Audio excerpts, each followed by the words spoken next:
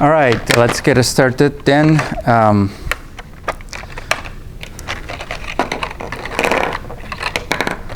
We are discussing graphical models, and we were about to give the definition for a directed acyclic graph.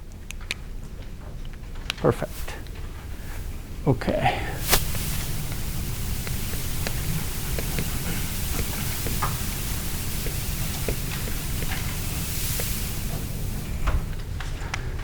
Now, this is a very important concept nowadays because most deep networks that we're going to discuss later on are a direct acyclic graph. And let's start with a definition, as always.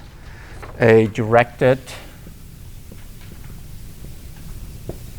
acyclic graph usually you'll just see it written as DAG, is a directed graph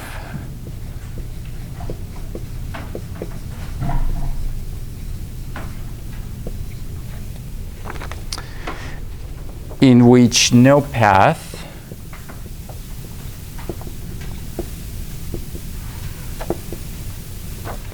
from one node to another, or from a node to another node, will ever revisit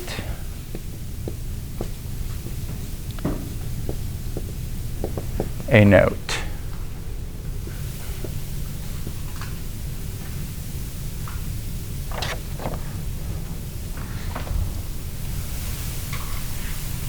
I don't know, I wrote note. That's funny. Okay. In other words, it is impossible to start at a node, say VI, right? So I start at the node VI. And somehow I find a path in the graph that, say, path P, that sends me back to that VI, right? That's a no-no. That's impossible. That's a directed acyclic graph.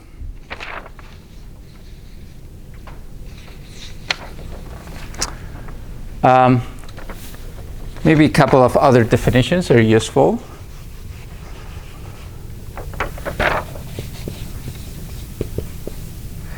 A singly connected graph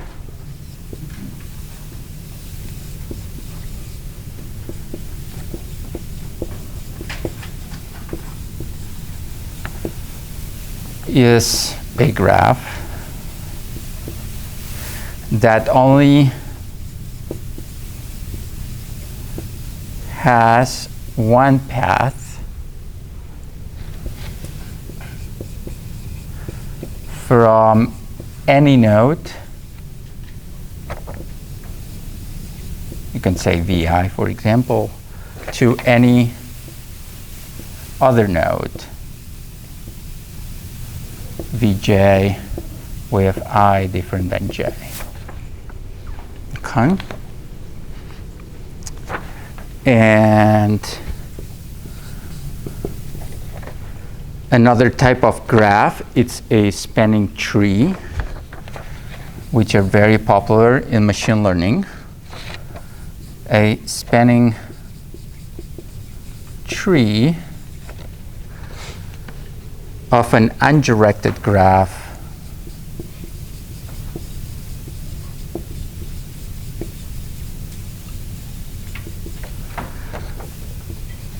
G VE, remember V the vertices or nodes, E the edges, is a singly connected, which we have defined here,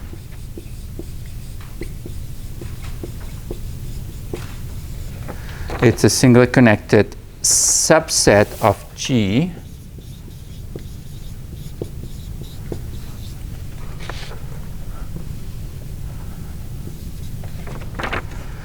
that includes all vertices.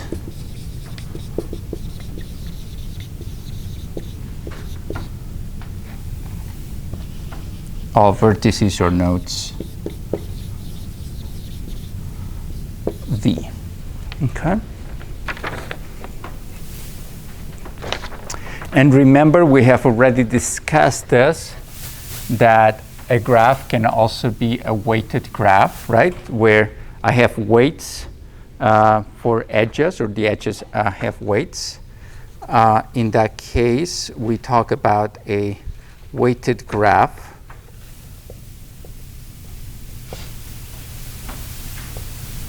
And its adjacency matrix, right?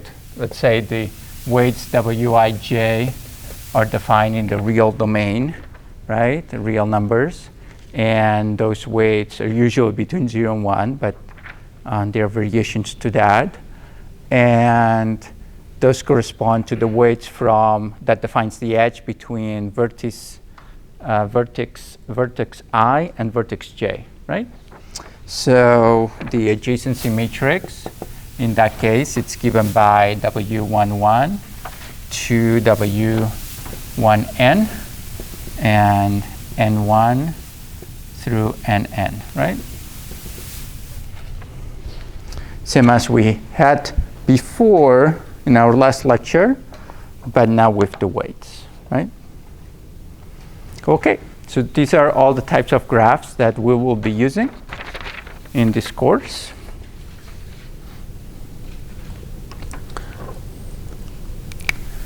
With all that we've covered thus far, we're going to talk about two very important applications of graph theory today. One is Bayesian networks, and the other one is hidden Markov models. Okay, let's start with the first one, Bayesian networks.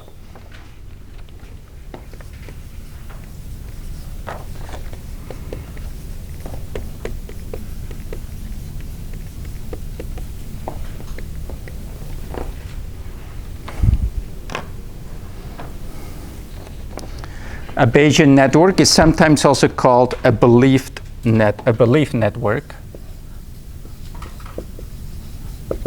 or belief net, is an extension of the statistical methods we have seen in previous lectures. In a Bayesian network, the conditional dependencies of our random variables are given by a directed acyclic graph, or DAG. And recall that the DAG has to be directed. The graph has to be directed, right? And there cannot be any path that takes me from VI back to VI. Okay. Now, the nodes of a Bayesian network, the nodes or vertices of a Bayesian network, may be observable variables, latent variables, or hypotheses of our model. Okay? Now, this is going to be very different when we talk about Markov models or hidden Markov models, where the nodes represent observations only. Okay? In this case, I can represent in a Bayesian network, can represent observable variables, I can represent latent variables, I can represent hypotheses of the model that we have. Nodes in general in a Bayesian network are associated with probabilities given to them by their parent vertices, okay, or nodes. Right? So the parents determine the probabilistic model of each node. All right, so why is that important? Because until now, we have defined probabilistic models, right, that we can use to extract information from our features or random variables, right, that define our problem. The first one that we saw, obviously, are just basic statistics like the mean, the covariance matrix, and so on. We then use correlations. We define correlations, right, to define the correlation between these different variables or features, and that led us to the definition of PCA. We also talk about independent features, remember, independent variables, and that led us to ICA, right? independent components analysis. Well, graphical models, it's nothing else than a way to achieve that. And Bayesian networks are really well suited for this. It's just nothing else than another way to find dependencies between variables, right? So here I want to find dependencies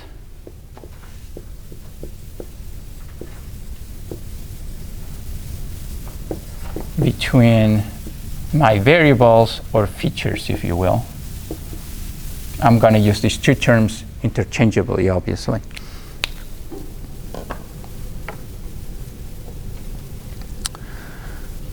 Okay, so the first step is to identify which variables are independent, right? We have done this before.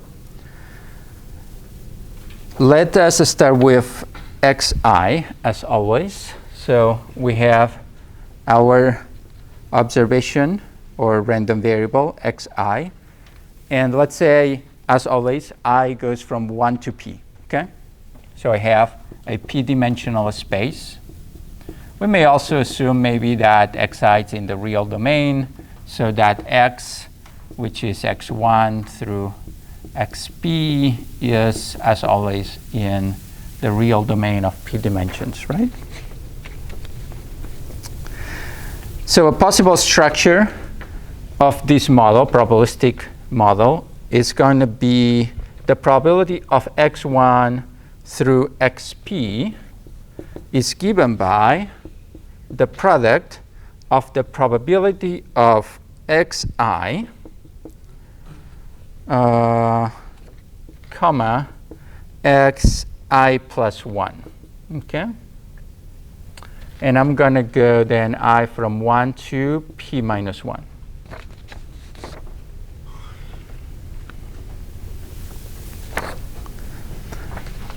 That means that I'm considered this just a possible model, right? This is a model, just one possible model I can define. And then in that case, know that what I'm interested in is the relationship between each consecutive variable, right? Okay. With that in mind, let's define a Bayesian or belief network.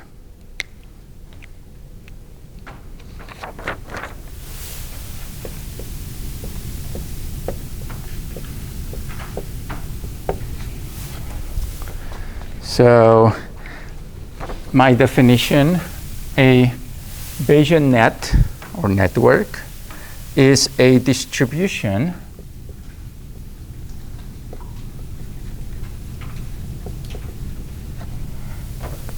of the form that we have given here, p of x1 through x, oops, not n, but p, xp is equal from 1 to p now of the probability of xi comma q of xi, where q is a function. And this function returns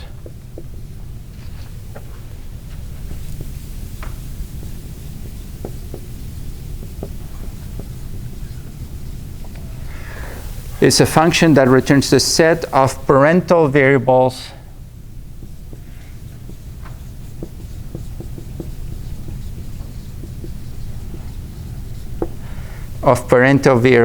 of xi.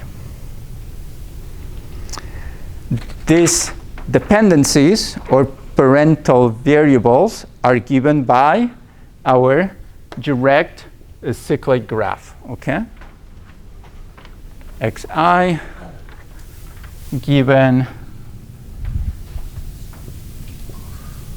by a direct acyclic graph, okay?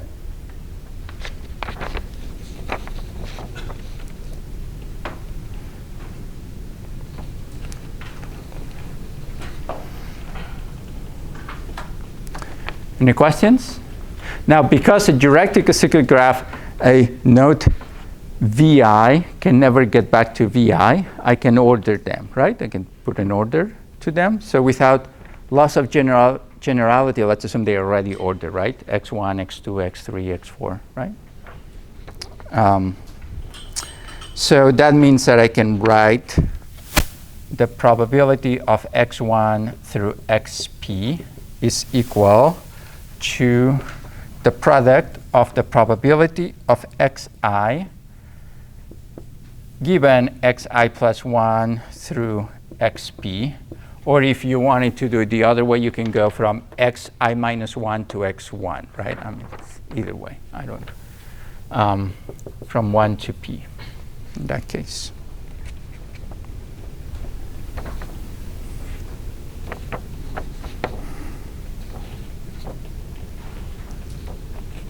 Now, what we want to do, remember, is in that DAG, right, the direct acyclic graph, we want to identify what again? Anyone can remind me? Dependencies, right? Or independence, same thing, right? We want to identify dependencies. Now, if two nodes, Vi and Vj,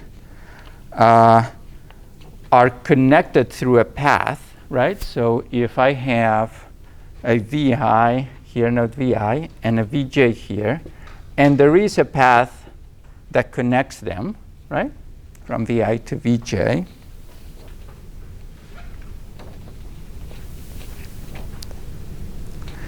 then they are going to be independent if and only if the following holds. The probability of Vi, Vj, that's a joint probability, right? It's equal to the probability of Vi given my path times the probability of Vj given that path, right? In that case, they are independent.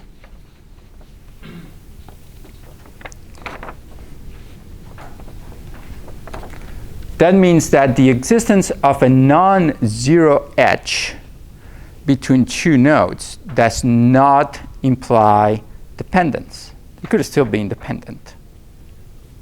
Okay? That's what makes the description of dependencies in a graph much more difficult than what we're used to. Okay. Now, to understand this, we're going to introduce a key term that is going to be extremely useful to understand the probabilistic models that we have defined to date. And this is called conditional independence.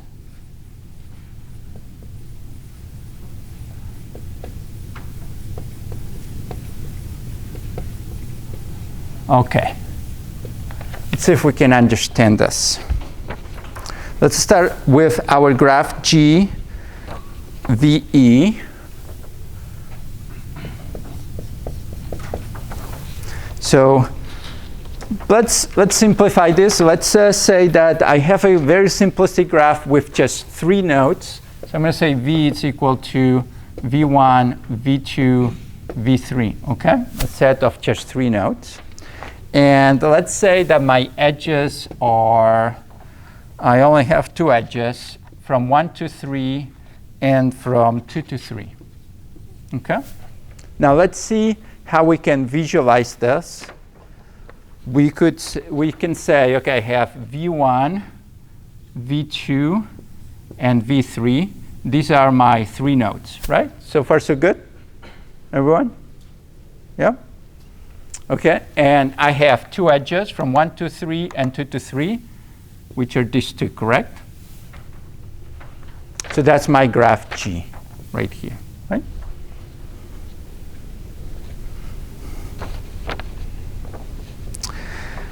Okay, so if I have to write, I mean, this is a graphical description of this, but really what this defines is a probability or a probabilistic model, right?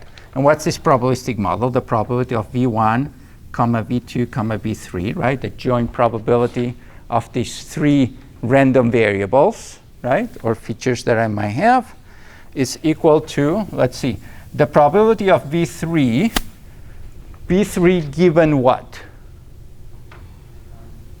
v1 and in v2, very good. So this is v1 and v2 times the probability of v1, which depends on nothing, right, times the probability of v2. Okay.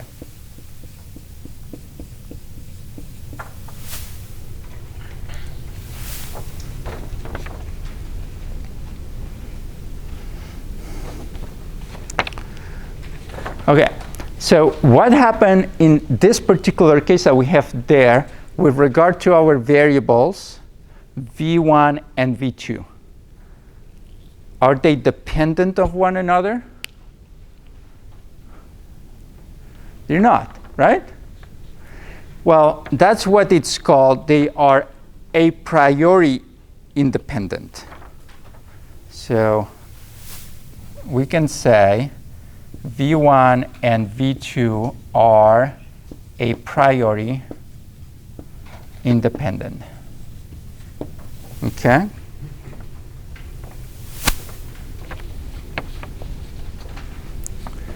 What does this mean, that v1 and v2 are a priori independent? It means that if I have not observed, I repeat, I have not observed v3, then v1 and v2 are independent. Okay? All right, so that means I have not observed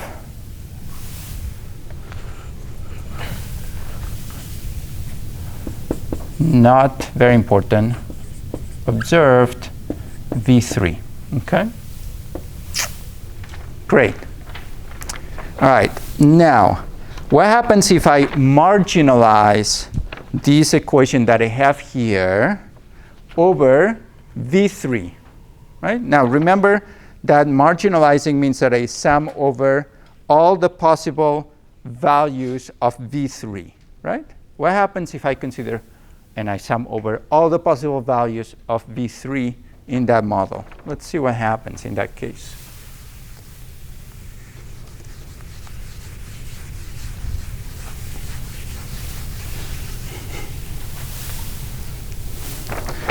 All right.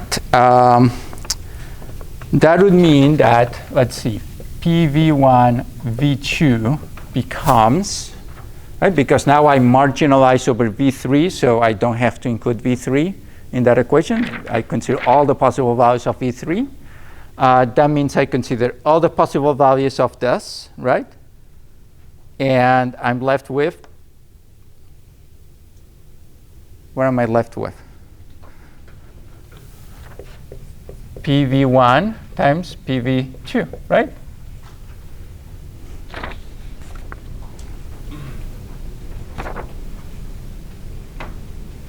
That is called unconditionally independent.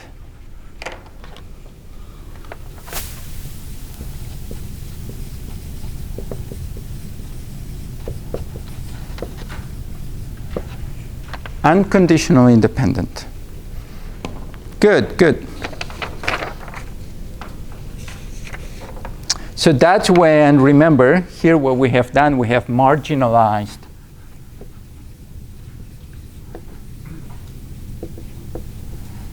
over V3. Now, what happens if instead of doing this, I conditioned over V3, now, given V3 as evidence, right? So V3 now, I don't marginalize, which means I consider all the possible values of V3. Now, I actually observe V3. I actually know the actual value of V3. It only has one value, and I know what it is, right? So if I condition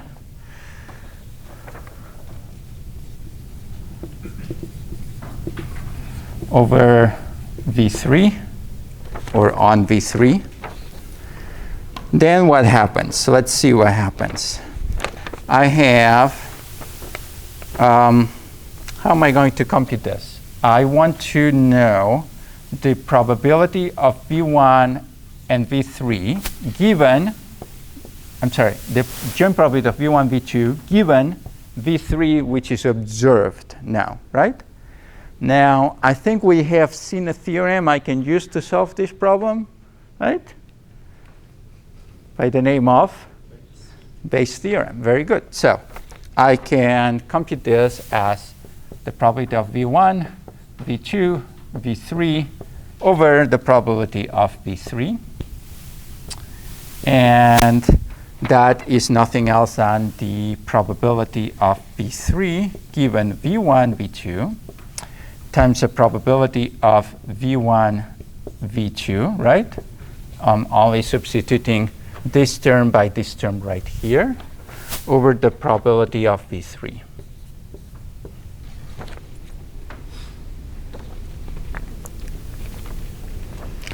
So what does this mean? Well, note that in general, obviously not always, but in general, this numerator term is generally different than the probability of V1 times the probability of V2, right? Right? In general, that's going to be different, which means that although we started with a priori independent variables, V1 and V2 were a priori independent, now they are conditionally dependent. Okay? Because if I know the value of V3, then that has an effect on V1 and V2.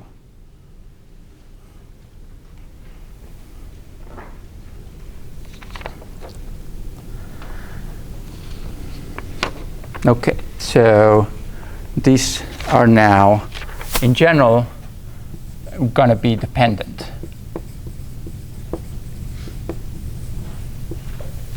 Okay. We're going to write this as V1 is conditionally independent of V2 given V3, right? V1 conditionally independent of V2 given that I have observed V3, or not conditionally independent. Okay?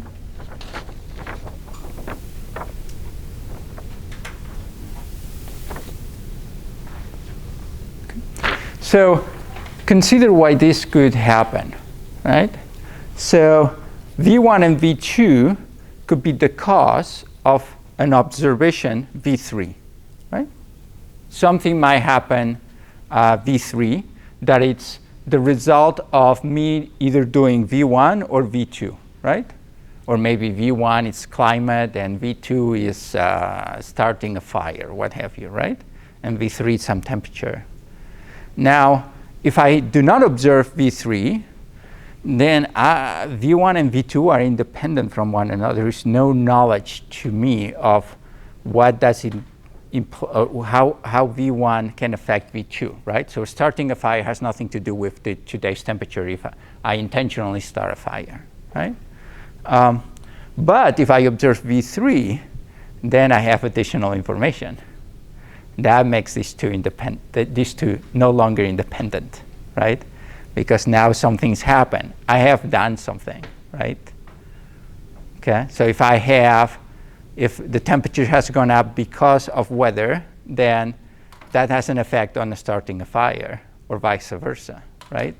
They're no longer independent. Conditional independent, that is.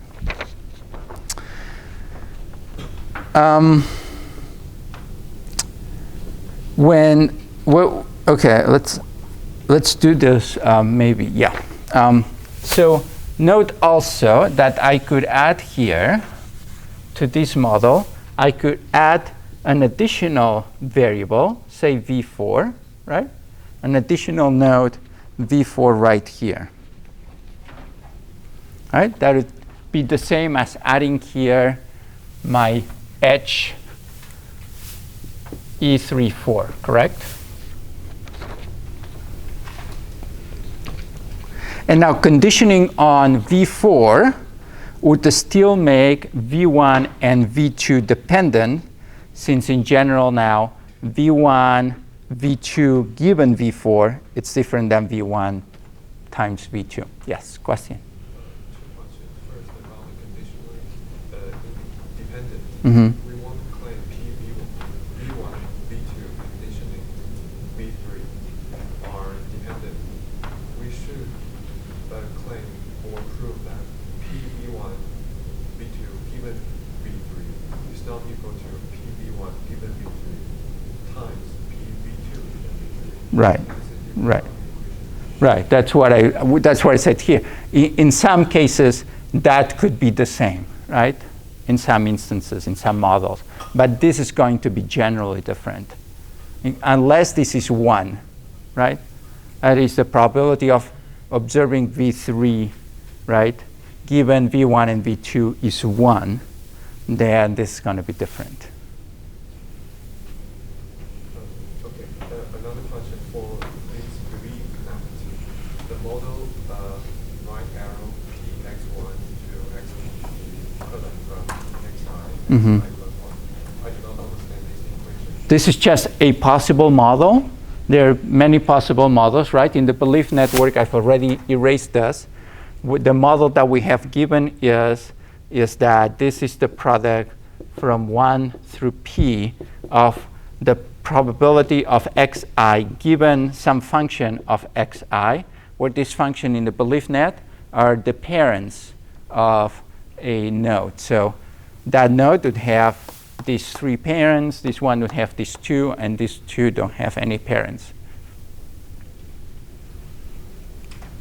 Okay? Question? Just to clarify, when we say P of V1, are we saying the probability of V1 having a certain value? It's, in general, that could be, it is a probability, but in general, the most common way that we've seen for defining these probabilities is with a probability density function, right? That's the most common way that we, or the approach that we have seen most clearly in class. Okay, but it's not like an on-off. It could be a binary probability. It is whatever you need it to be.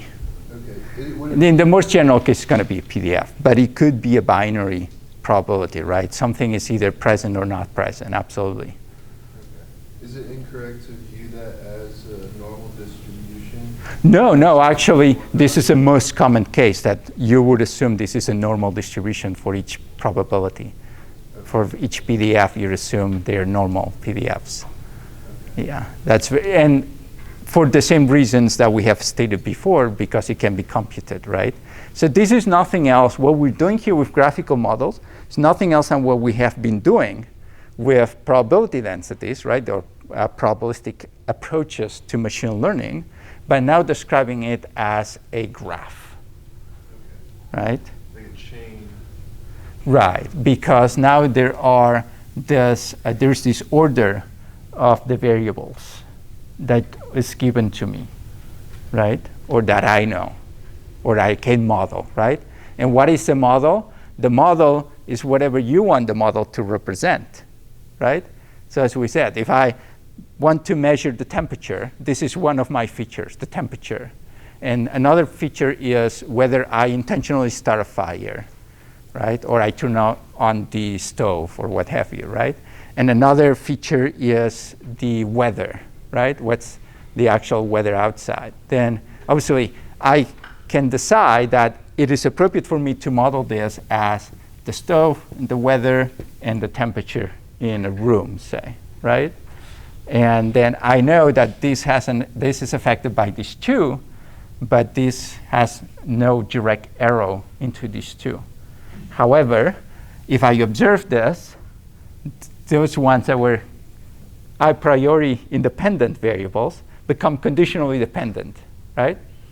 Because depending on this temperature, I can then determine that this is no longer, so the joint probability of V1, V2, right, is no longer the same in general as the probability of the weather being what it is and me turning the stove, right? Because obviously, given a certain temperature, the probability of turning on the stove is going to be determined by the weather, right? So that's a problem. Clear? This is, by the way, all these things about probabilities is at the core of understanding probabilistic methods for machine learning, right? This is fundamental. And we need to make an effort to understand probabilities. And probabilities are generally completely misunderstood, even by top researchers or top practitioners in machine learning, right? I hear on the news all the time. I mean, it's basically on a weekly basis or maybe a monthly basis. You'll hear such and such a person won the lottery, right? One of these big lotteries, that the lotto, or one of those big ones that we have nationwide or big states. And I'll say, my God, how did that person win the lottery, right? I mean, think about it. That's the argument. A reporter will come in and say, the probability of winning the lottery is 1 in, I don't know, 10 million or 1 billion, right? Whatever the number of digits that you have in the lotto are, okay? Or is. Now, that person won the lottery, and the probability of that person winning the lottery was very small. So the reporter will say, my gosh, how could this happen?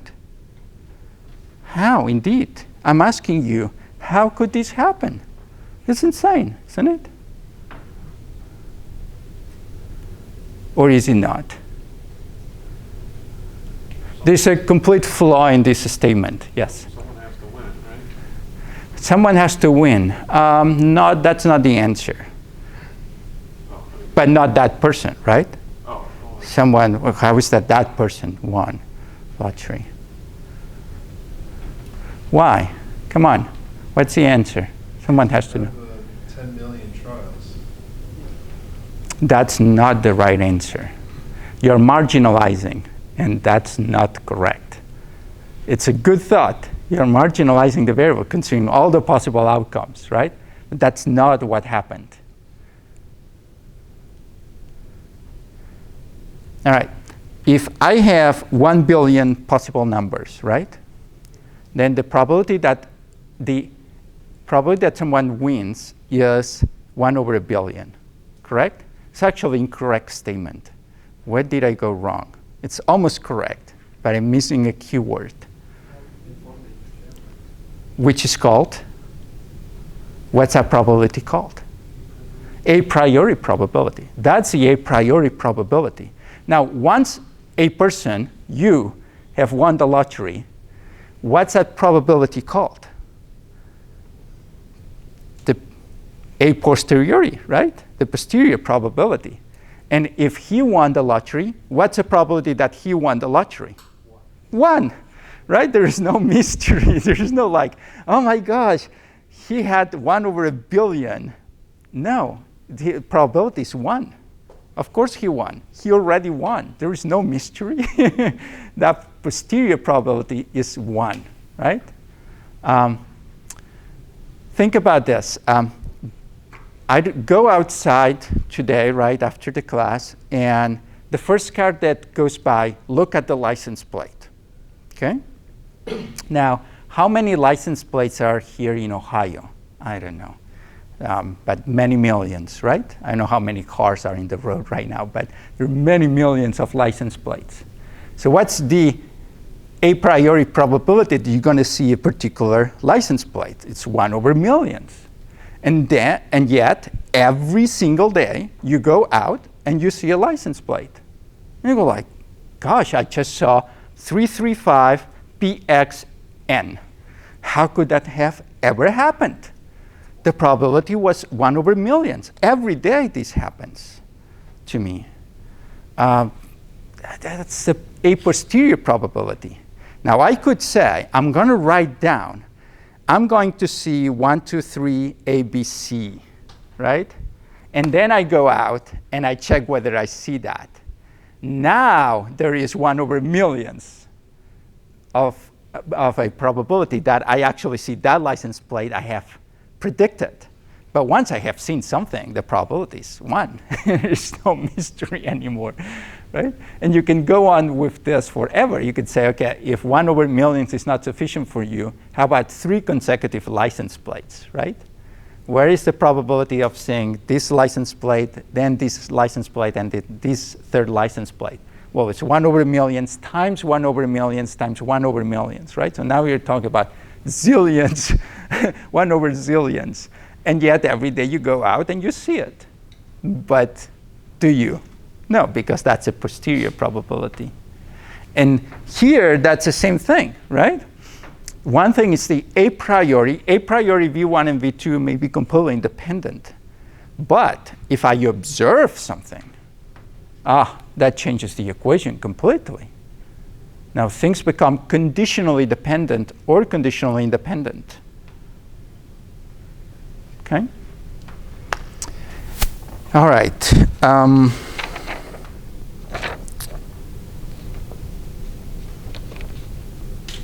Now, when V3 is unobserved, non-observed, then V1 and V2 are independent in this model that we have here. In that case, we say, technically, people say that V3 blocks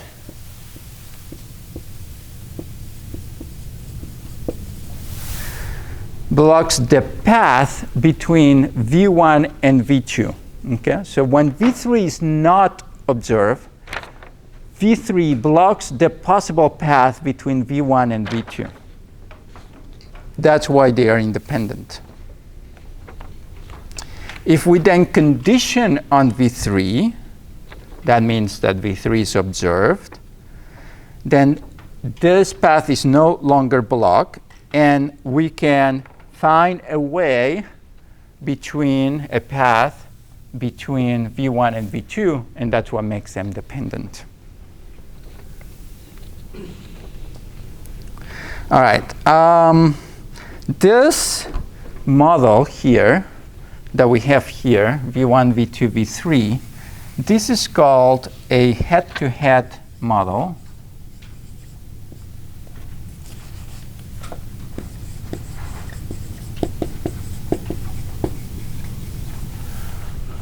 Or graph.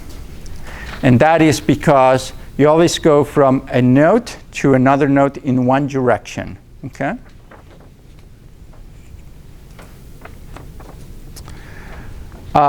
If I had this other model instead, let's say something like this, V1, V2, V3, I'm going to do still.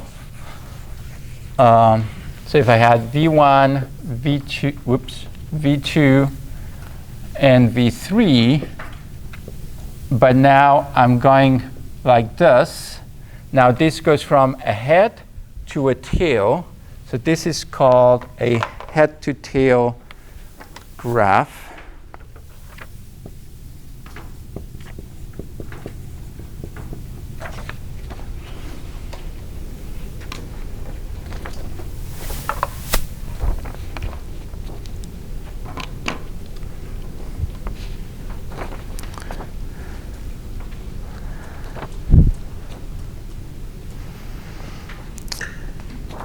Okay, and let's see, what else? What else do I want to say?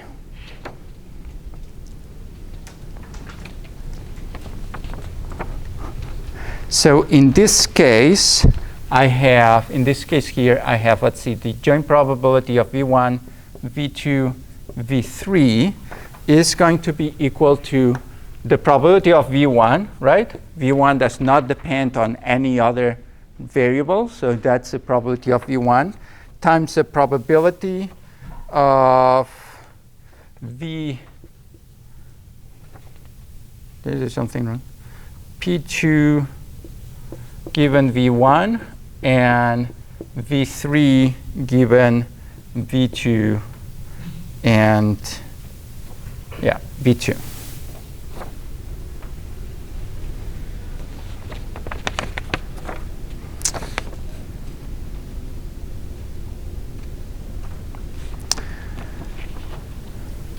So when V3 is unobserved, in this case, it should be V2, right? Oh, I see. What? Okay. I'm not following my notes very well. All right. So when V2 is unobserved, in that case, okay, when V2 is unobserved,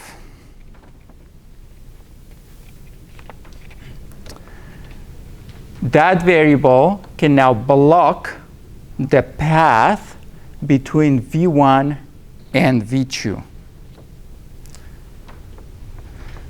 Let's consider the case of marginalizing.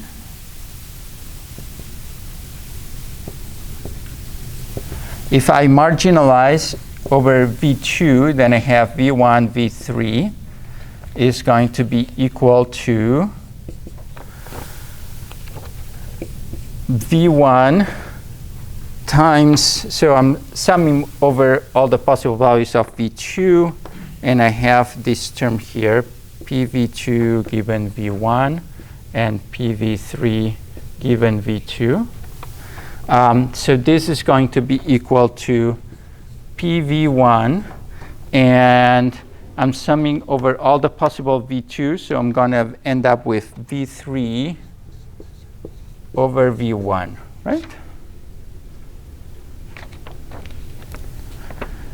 So in that case, I'm going to write that because of this, that V1 is not conditional independent from V3 given V2.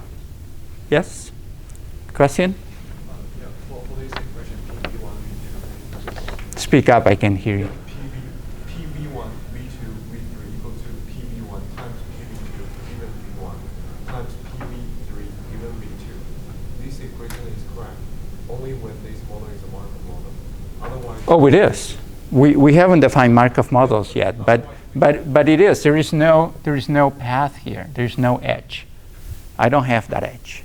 So if we use one angle to one edge, this means we should not change the last term, PV3 given V2. PV3 given V2, that's correct. Yeah. What's wrong with it? Just replace it by PV3 given V2 V1.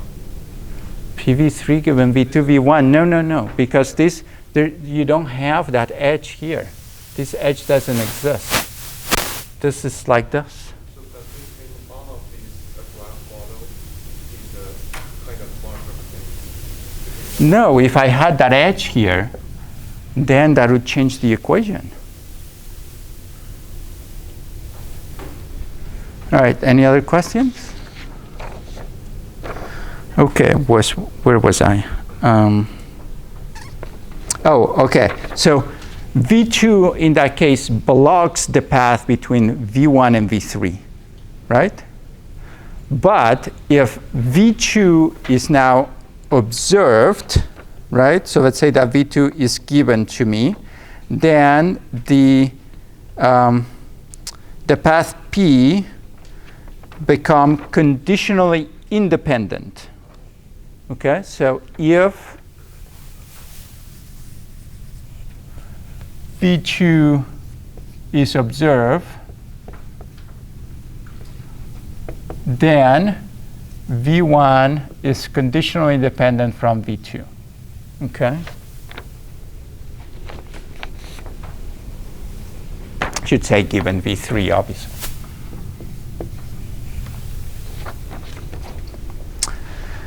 Okay.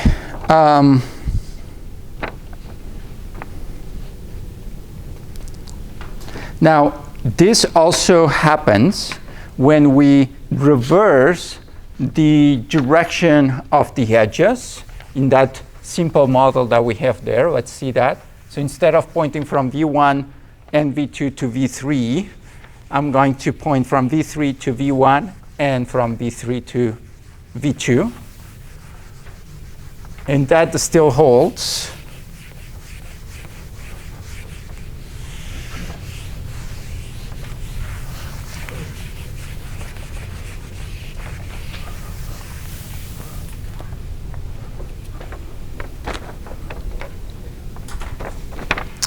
So if I now have V1, V2, V3, like this,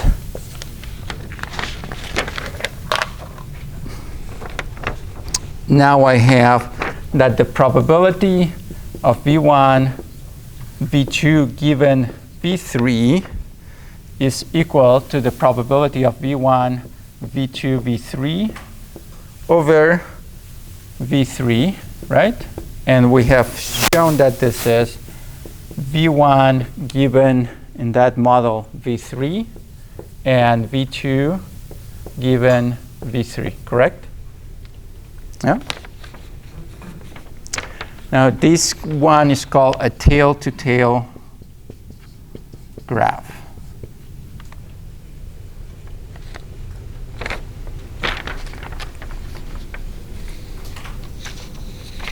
So in that case, V3 is the cause of the independence of V1 and V2, right? So again, V1 is going to be conditionally independent from V2 given V3, if I observe V3.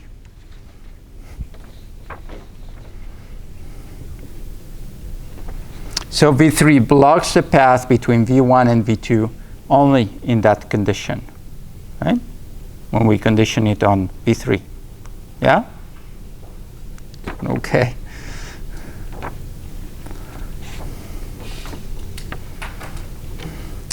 So with that, let's give this final definition.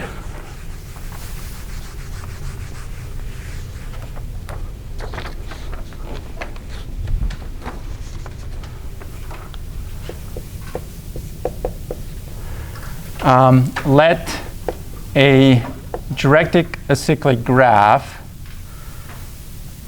let's say GVE as always,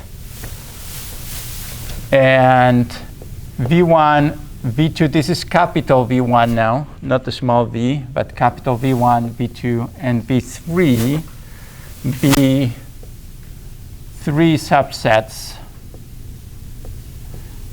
of my vertices.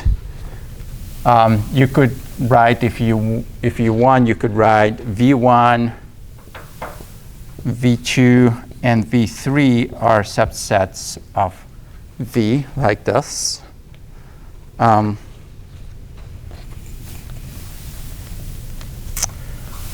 Then a path P is said to be blocked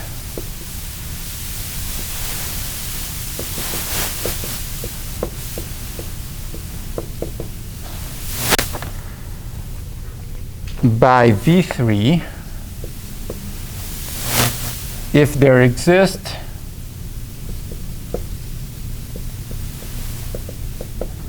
a VK on my path P such that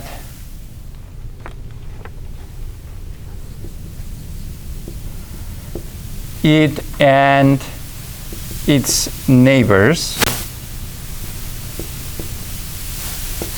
Vi and Vj are, okay, option 1, tail-to-tail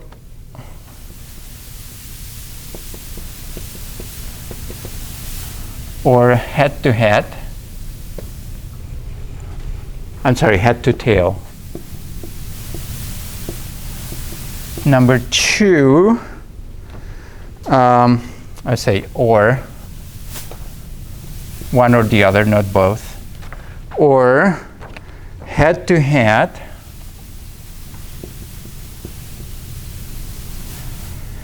and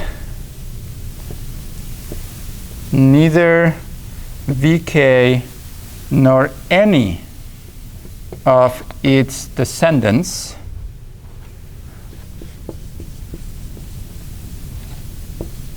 is in V3, okay? And the same as we've seen before, if these are the parents of V3, for example, V3 is the descendant of V1 and V2, right? So that just summarizes everything that we have seen of what it means to have to belong a path, and therefore to define conditional dependence or independence.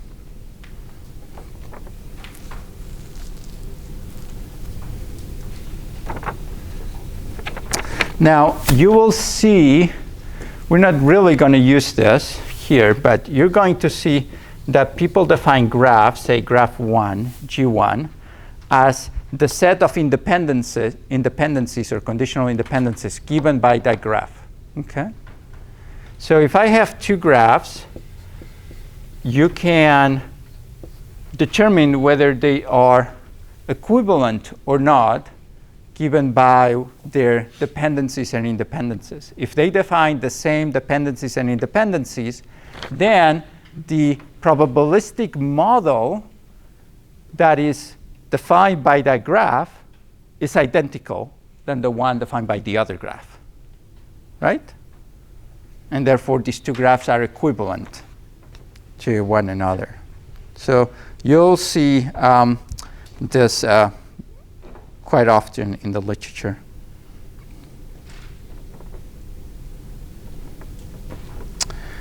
Okay, so let's move to inference. See how we can use this to do inference, right?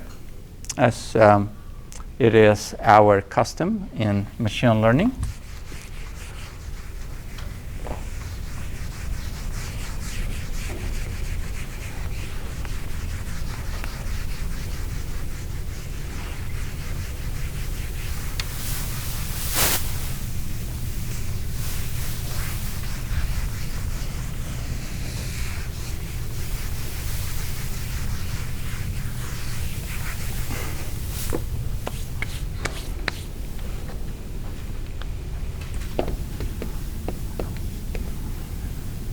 Okay, inference.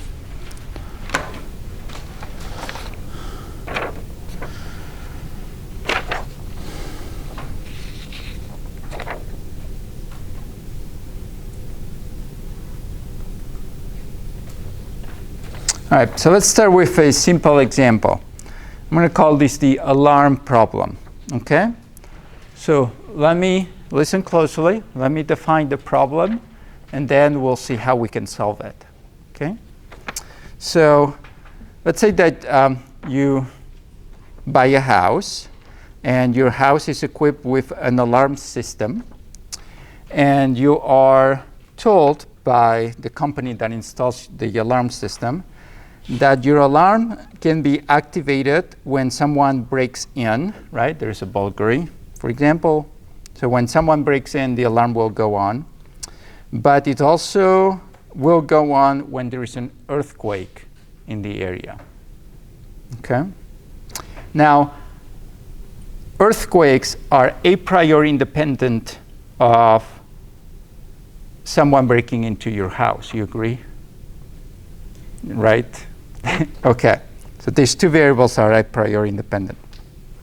Now you're at work, and you receive a call from your alarm company, and they tell you that your alarm is screaming its lungs out, going out like crazy.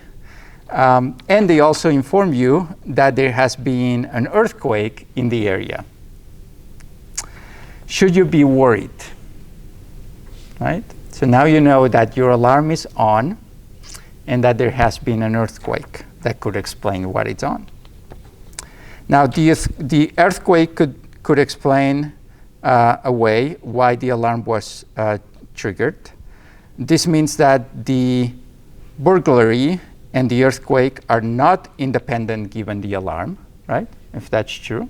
Because if I assume, right, that there's no burglary because I know there is an earthquake, then they're no longer independent, which is a little odd, because we know that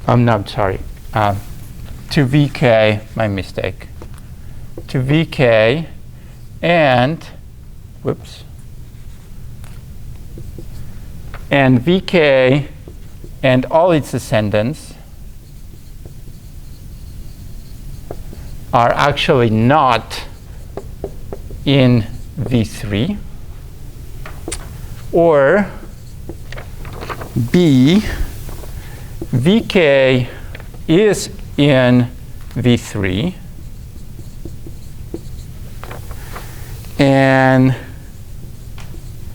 has no converging arrows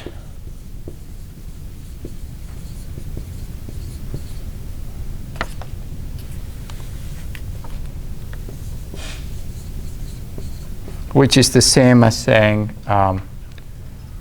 that's it, no converging arrows. Let's leave it at that. Okay.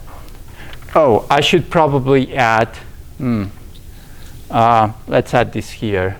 Vk obviously has to be in the path, right?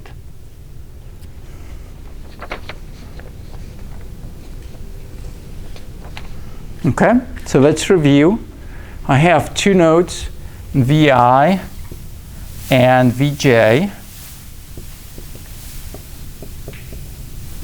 Okay, there's a path that takes me from not one path, but all the possible paths that take me from Vi to Vj, right? I have to consider all of them, right?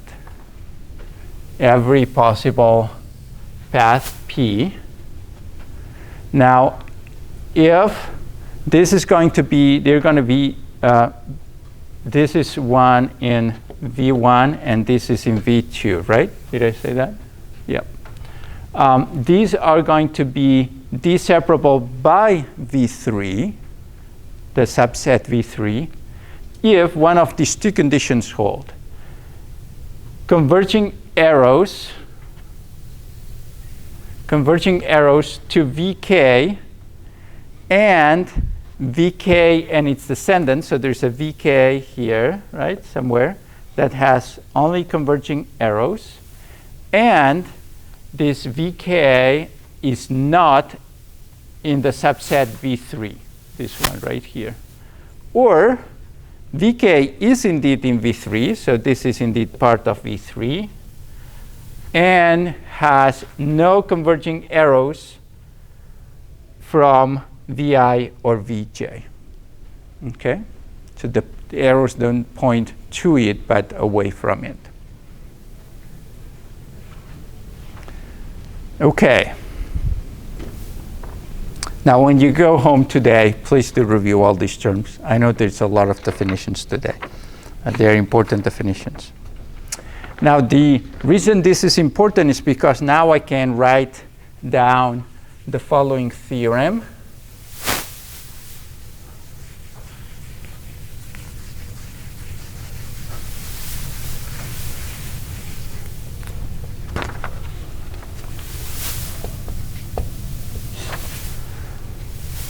Theorem, if a set of variables or observations or evidence,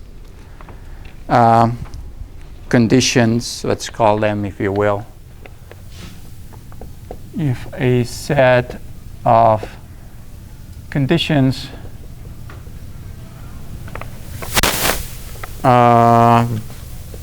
capital V3 d-separate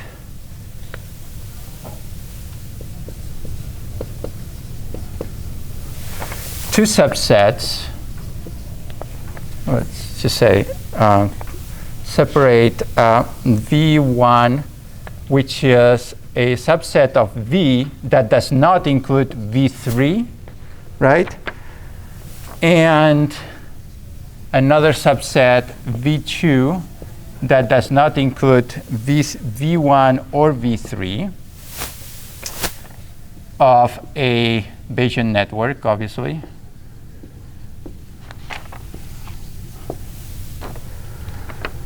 Then V1 is conditionally independent from V2 given V3. All right, let's look at the proof of this to better understand it. Let's say that we define a new subset V hat. Let's define a capital V hat, a subset of the nodes in V3. Okay, so I'm going to define V hat as some subset of V3.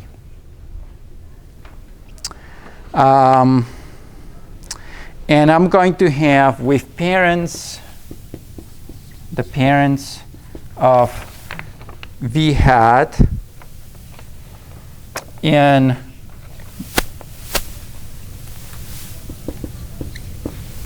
my subset V1.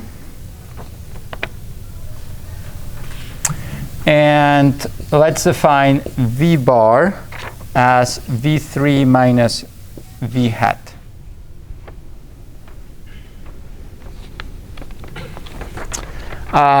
Maybe for the parents, what I'm going to do to make things easier for notation, the parents of a node, I'm going to define a function, let's say PA for parents. Right? Is that what I'm using? Okay, hold on.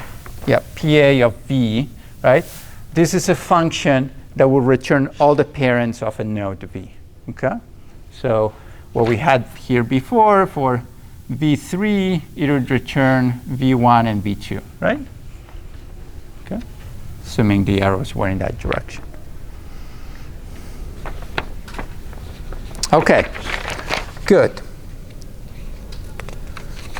So now let's note, we note that for any node V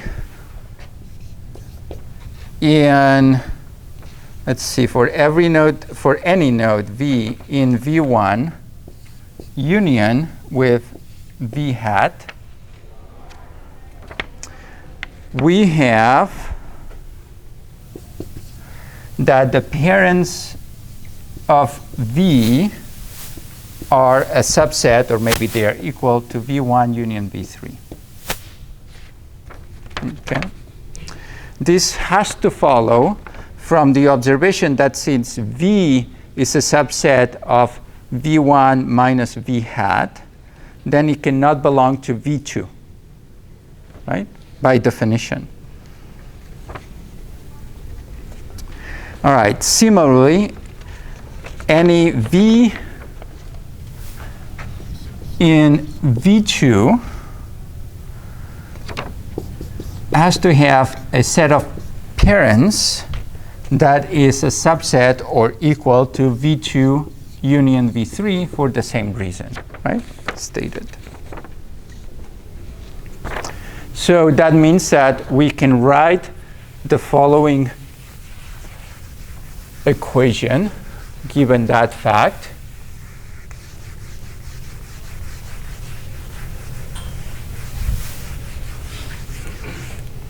I can write that the probability of capital V1, capital V2, capital V3, my three subsets, which is equal to the probability of PV given my parents of V, right?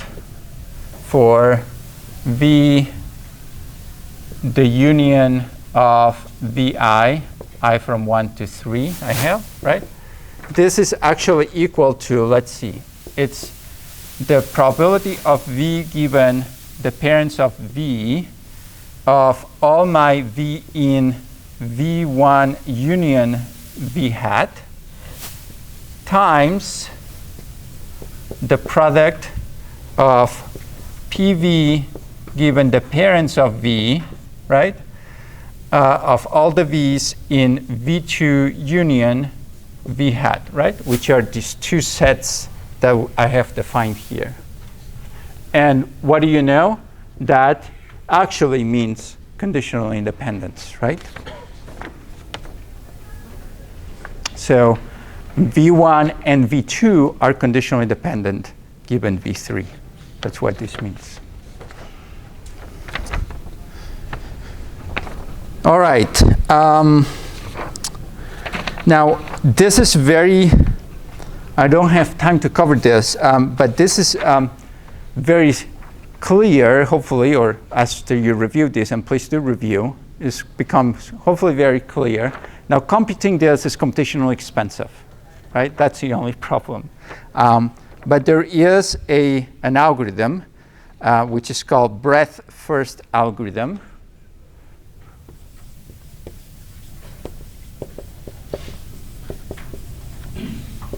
which I'm not going to cover. I was going to cover it today, but I'm running out of time,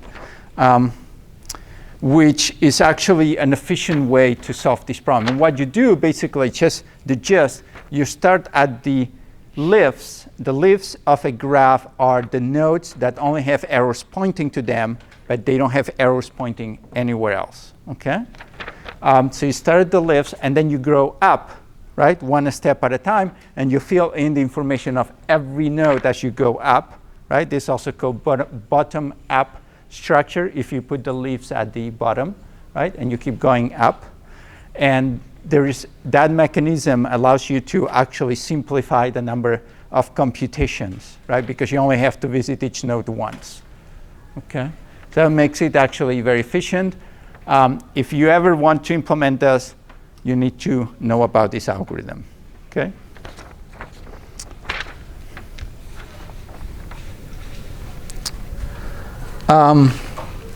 So now that you have this, you can use d-seperability for your problem, right, of the alarm going on, right? So I condition on V3, which is the alarm, right? And now what is this telling me? That it doesn't matter that the alarm is on. V1 and V2 are still conditionally independent because they are d-seperable. Okay? Okay. So please review all this. Maybe I'll do one or two more quick things, maybe just one that are important, and then I will cover hidden Markov models. I was hoping I could cover today, but we ran out of time. And then we're going to turn to non-parametric probabilistic models, which up to now we're using parametric densities, right? Parametric models. We're going to turn into non-parametric models, which is a really short but important topic. And then we're going to cover regression and classification in detail. Okay. All right. See you next time.